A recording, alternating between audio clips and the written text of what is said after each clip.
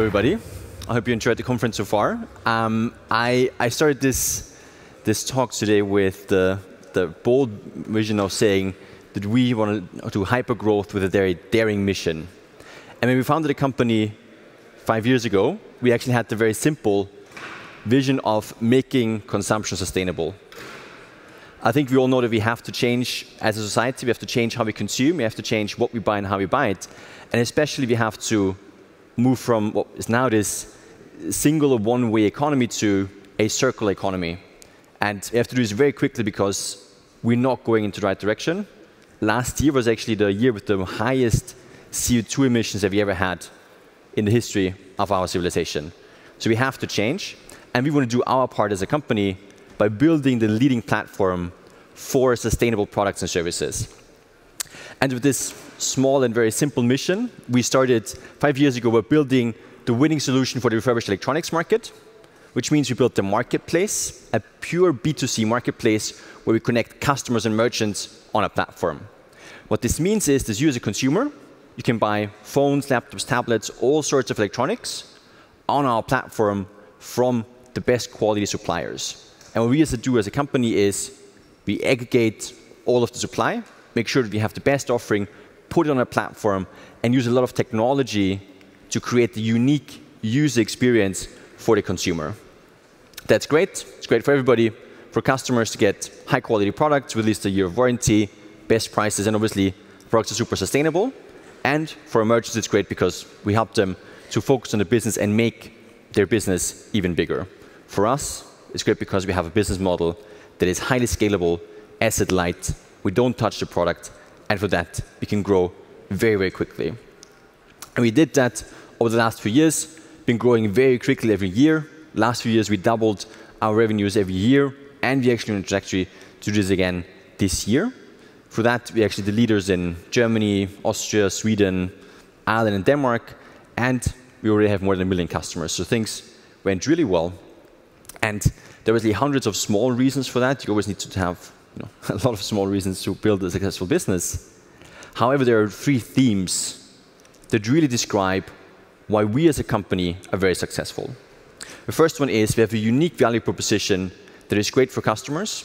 The second one is the company is steered by technology, and this is what enabled us to go for hypergrowth and be very fast and agile in the way we do things. And the third one is we have an incredible team. Right? Everybody always says the team matters, but then when you talk about these presentations, nobody really talks about the team, but I want to do it today because we have an incredible team.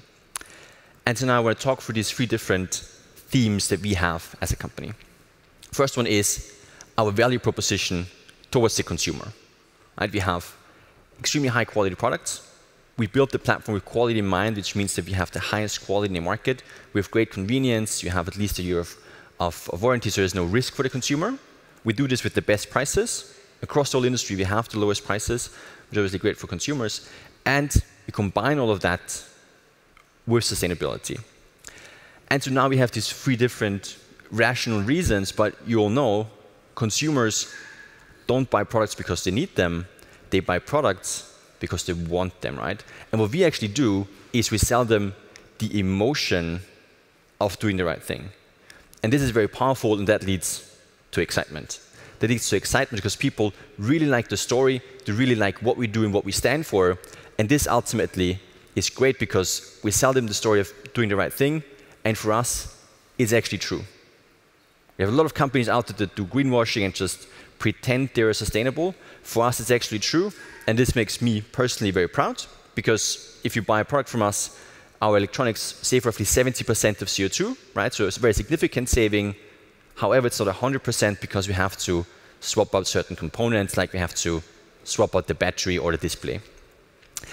For us as founders, this was not enough. We wanted to take this a step further because we want to be climate positive. So it means that we don't harm the environment. We actually want to be good for the environment. And it means that if we grow as a company, we actually help our environment.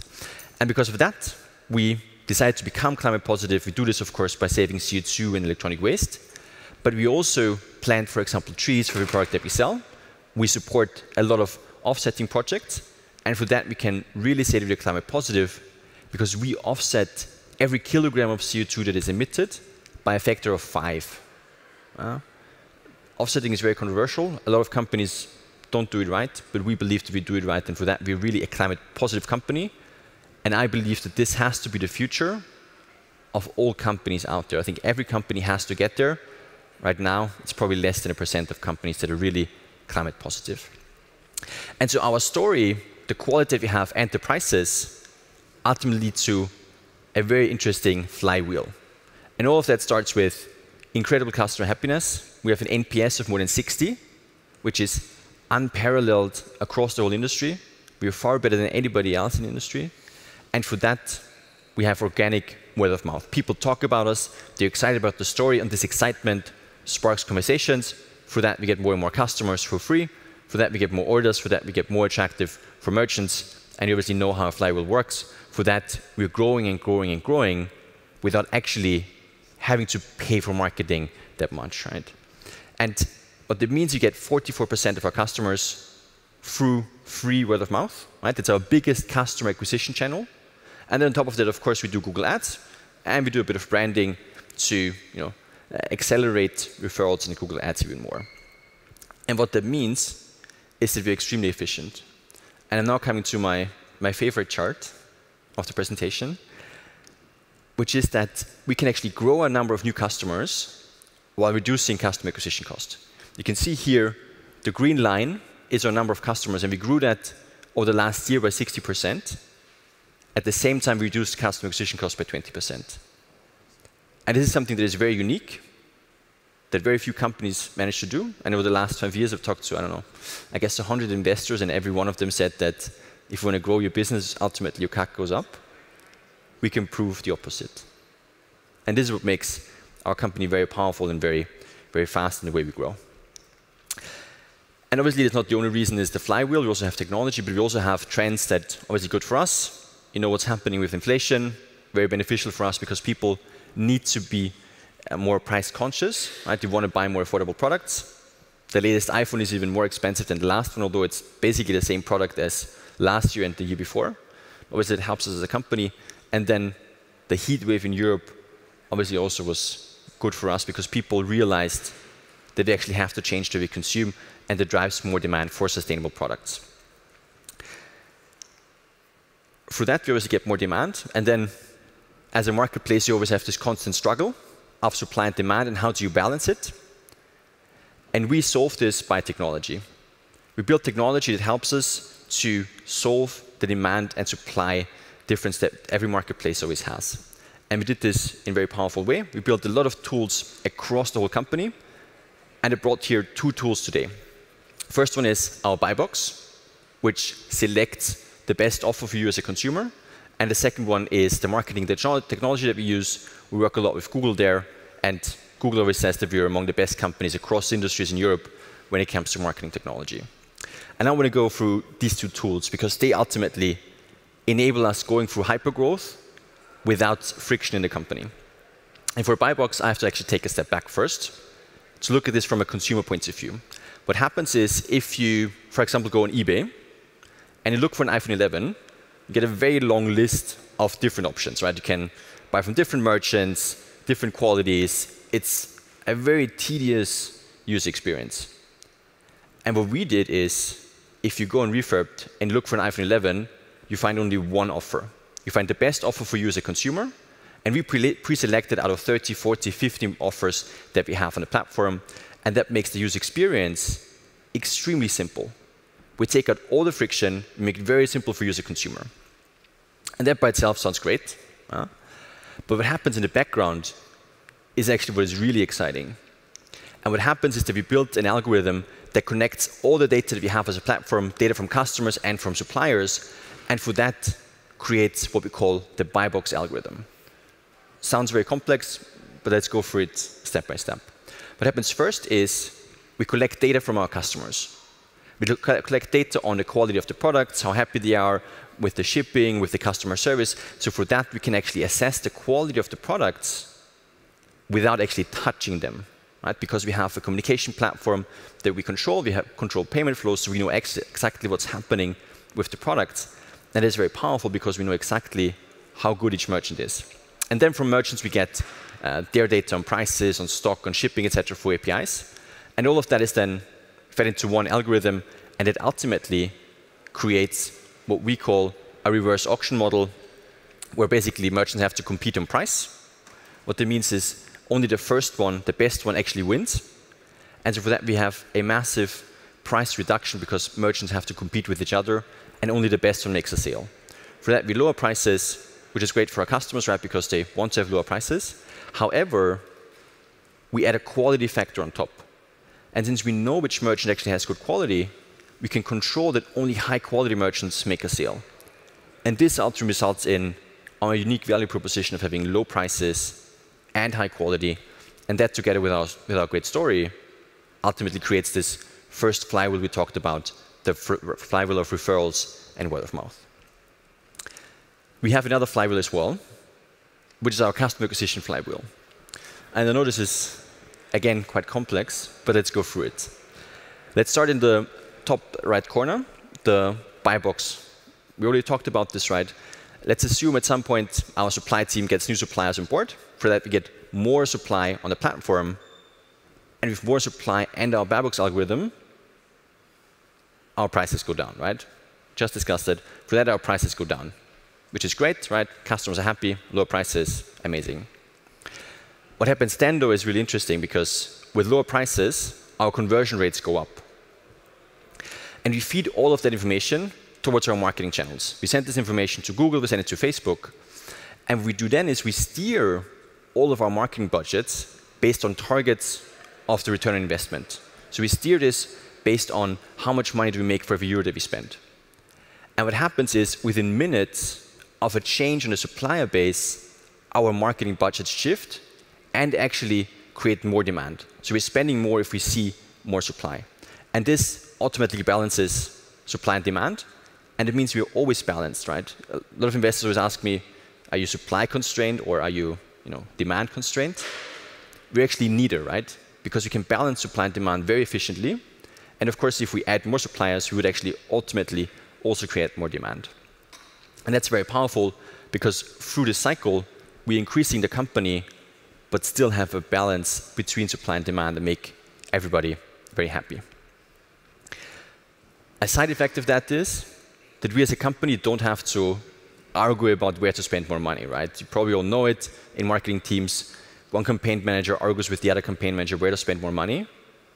We completely eliminated these discussions because our people can actually focus on building the business and creating value for our customers. And that's a nice segue to the third element that I want to talk about, and that's our team. We're a team that works remote first. So it means that everybody can work from wherever they want within Europe. And once a quarter, we actually come together and all meet in Vienna and meet and, for example, build relationships. So we, for example, have parties, we have retros, we have brainstormings together. And so once a quarter, we still have this element where people can come back and build relationships. And that's super important for us because we both have this massive flexibility for people to work from wherever they want, but also we build these personal relationships. And that's very powerful and works really well for us. We as a company are very attractive for our employees. We, of course, have our mission, which is super attractive for a lot of people because we give people a mission that they find value in working for. They strive for working for that mission because they want to change the way we consume. Right? We have a remote-first startup, and we also make sure that our customers, our employees are really happy. We have a happiness rate of around 90%. And so we provide a lot of opportunities for our employees to grow personally. We have a lot of opportunities in terms of flexibility. And for that, we actually enable people to be happy. And that's something that's very important for us as founders because if you're not happy in your job, we believe that you're wasting your time. And that's something that works extremely well for us. For that, we get nearly 200 applications for every person that we hire. And we actually have a churn rate of only 10%. So very few people are actually leaving us as a company because they're so happy to work for us. Through that, we're winning the war for talent. We have now people across 30 countries in Europe, from 50 nationalities that all work together. And we actually have an equal gender split, exactly 50-50 across the whole company. And also for managers, we have a 49-51 gender split, which we believe is very, very important. And as an example, our management team is literally from the best companies across Europe. We as the 3 founders have very relevant backgrounds, coming from McKinsey, Killian from Amazon, Jürgen is this serial entrepreneur and tech genius, and the rest of the leadership team is coming from the best companies, right? With people from Zalando, from Adevinta, from BCG, Mate.com. And so we built this group of people that really wants to change the world, that really wants to enable people to live more sustainably.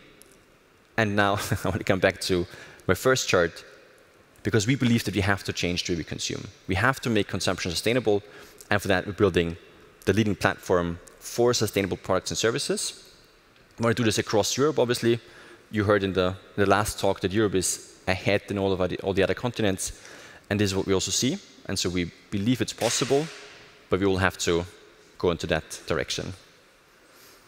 So yeah, happy to go into any questions you might have. And yeah.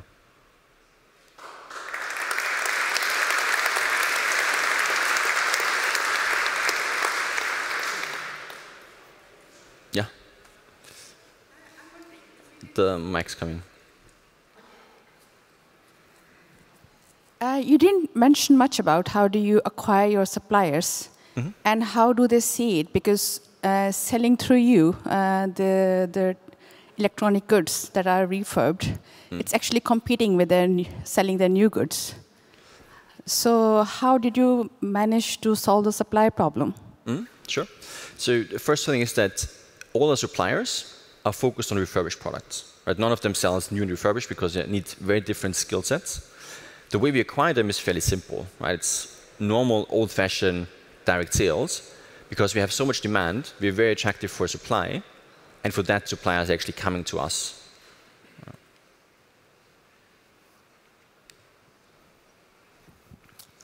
Yeah, just to build on that question, actually. I mean, I take your point, but you're still in competition with Back Market, who've just received a huge round for suppliers. So, sure. In comparison to others, what do refurbed offer as a merchant value proposition? Is it around payments? Is it around tooling? Is it around a dashboard, something to help them optimize sales? I mean, what's your value prop? How are you pitching to suppliers? Sure. So the first thing is, Back Market makes our lives pretty easy because they're not treating the merchants really well. So we have a lot of inflow of merchants that are actually coming from Back Market to us. What we do is very simple. We're very fair and square to them, right? We have a very simple fee structure, which is lower than, for example, Back Market. We treat them very fairly, which means we don't have any hidden fees. We don't try to rip them off. And we also try to offer a lot of services. Yeah, you mentioned dashboards. We try to help them to increase their quality. We have very significant quality reports. We tell them very exactly what they need to work on. We also give them analytics on what are the products that are actually interesting for us, what do they actually need to buy. And ultimately, we have a very good sales team that builds personal relationships with all these companies. These are all owner-led companies, and at the end of the day, with all the technology that we build, personal relationships really matter for people. And this is what makes us unique and why we have no problem in attracting supply. I have a question regarding the team, because it's very cool that you work... Hi, I've got a question about the team, because it's really cool that you embraced working remotely, and I think it's really the future of the workforce. What we are struggling with, besides quarterly meetings, how to keep engagement high. Do you have some tips and tricks for this? Yeah. So first of all, the mission really matters, right? Which is an essential part for us. People are really excited about what we do, and they're obviously much more excited than working for some other random company that just wants to make money. That's the first one. The second one is we have very close collaboration within the teams, right? So the teams basically meet on a daily basis to make sure that these close connections that you have with your team members are very strong.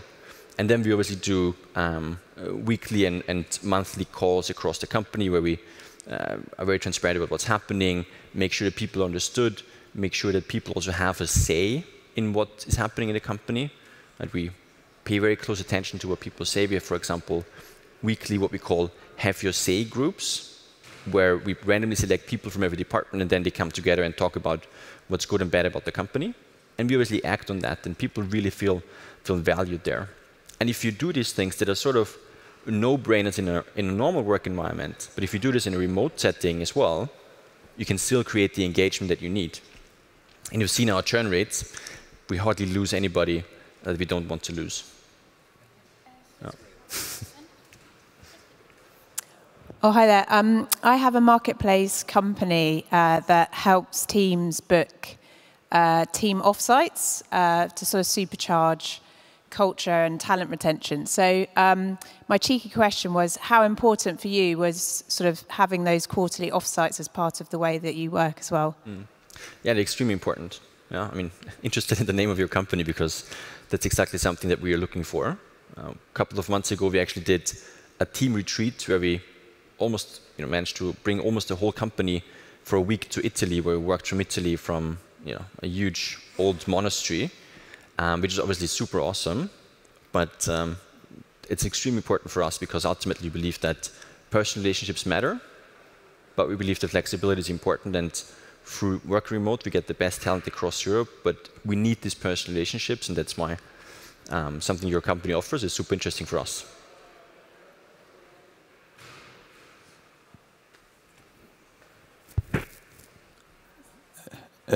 One question here. So about your vision, was it there from the start, from when you started a business, or was it something that you developed as you went through? So the general idea was the same when we started. Right? We had a stronger focus on electronics, and by now we enlarged our vision and also looking into different verticals and other product categories. But our business was literally the one we have right now from day one. We had the idea. A week later, we bought the first domains, and 2 months later, we had the business up and running and made first revenues. And it's exactly the same concept that we run on it today. But of course, we built a lot of features and a lot of software that actually utilize the data that we have, and for that, helps us grow. But the concept itself was exactly the same since day one. Given you don't touch supply, how do you manage the quality control at the dealer level, and how well does that actually work? So the first part we do is we're very selective of who we work with. Right? So everybody has to apply to sell from refurbed. For that, we can already filter out the bad actors. And then what I described in the talk was the buy box, where we know exactly how good the quality is of merchants because you control the communication flow. That means we know how many messages that you as a supplier get, how many times you refund something, what the defect rate is, etc. And for that, we can actually control the quality very easily, and then we create incentives through this buy box that you actually have high quality, because if you don't make a sale. And so we don't touch products, but have really high quality, and that makes it extremely efficient and effective. Thanks. If there's nothing else, then thanks everybody, and enjoy the conference.